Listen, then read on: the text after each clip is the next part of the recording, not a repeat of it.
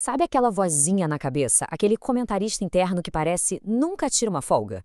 Pois é, hoje a gente vai mergulhar fundo nessa tentativa, que muitas vezes é bem frustrante, de controlar os nossos próprios pensamentos. E vamos tentar entender por que essa briga toda pode ser, na verdade, uma batalha perdida.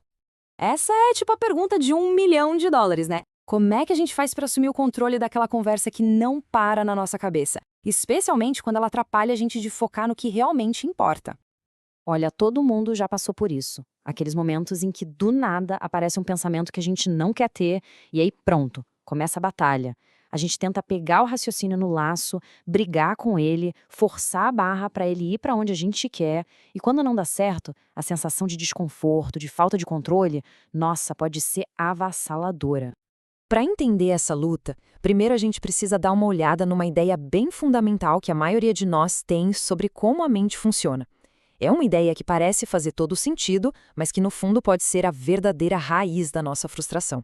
A gente geralmente acredita que o processo é linear, mais ou menos assim.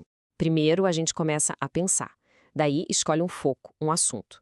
Depois, analisa por todos os ângulos e, por fim, direciona as nossas reações. Parece um plano bem sólido, né? Quase um manual de instruções da mente. E essa é a grande promessa, não é? A ideia de que, se a gente conseguisse dominar essa habilidade de comandar e controlar os pensamentos, a felicidade seria o resultado natural. Mas, se é tão simples assim, por que é tão difícil? Bom, agora é bom se preparar para uma virada de chave. A fonte que a gente está analisando aqui vira essa ideia completamente de cabeça para baixo. Ela sugere um modelo radicalmente diferente de como a nossa mente opera de verdade. E aqui está a grande revelação. Essa citação da nossa fonte é o ponto de virada. Ela diz que o nosso modelo de controle mental não está só um pouquinho errado, não. Ele está fundamentalmente invertido. O ponto principal é que o pensamento não é o começo de tudo. Aqui a gente consegue ver essa inversão de um jeito bem claro. O mito é que o pensamento gera sentimentos e ações. Só que a realidade, segundo essa perspectiva, é que tem algo muito mais profundo que vem primeiro: o desejo. É o desejo que dá origem ao pensamento. Então, vamos nos aprofundar um pouco mais nesse conceito. Se o pensamento não é o ponto de partida, o que é? A resposta é o desejo. Ele é o verdadeiro motor que move toda a nossa máquina mental.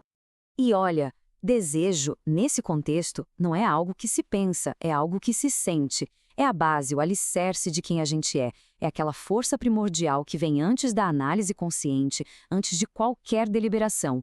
Primeiro a gente sente, depois a gente pensa. Para entender como isso funciona, o desejo não só dá o start no pensamento, ele também direciona o pensamento.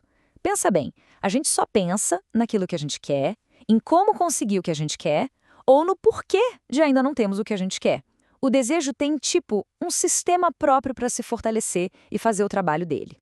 E essa é a conclusão inevitável e, talvez um pouco chocante. Se o pensamento é um produto do desejo, então usar o pensamento para controlar o próprio pensamento é como pedir para o sintoma curar a doença. A gente só acaba amplificando o que já está lá. É um ciclo sem fim. Ok, então se lutar direto com os pensamentos é uma batalha perdida, para onde a gente vai agora? Isso nos leva a uma forma completamente nova de abordar o nosso mundo interior. A solução, portanto, não está em ficar microgerenciando cada pensamento que aparece. Em vez disso, o foco muda para um nível muito mais profundo: cultivar os desejos certos. Se a fonte é pura, o rio que nasce dela, os nossos pensamentos, também vai ser. A qualidade dos pensamentos é um reflexo direto da qualidade dos nossos desejos. E isso nos deixa com a pergunta mais profunda de todas. A questão não é mais como eu controlo meus pensamentos, mas sim como eu transformo o que eu desejo. Essa é a nova fronteira para o autoconhecimento. Um desafio que vai muito além de um simples controle mental e chega bem no centro de quem a gente aspira a ser.